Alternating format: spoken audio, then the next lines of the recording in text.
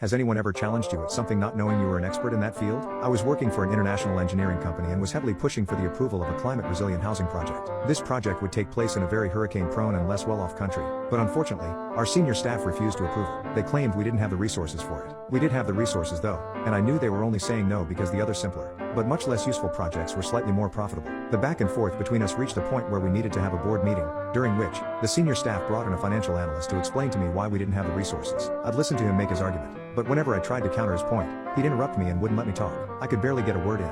At one point he whipped out a research paper and started referencing it in his arguments to back up his claims. The paper was specifically about climate-resilient projects, and he was using it to absolutely bury my claims. By the end of the meeting the senior staff were looking at me with sly grins, like I should concede, but I wasn't going to. I asked the financial analyst to refrain from interrupting me just once. "I'm not interrupting you," he said, interrupting me. The CEO asked him to let me say my piece, and the analyst apologized and told me to go ahead. I asked him if he knew the name of the author of that research paper. He said no.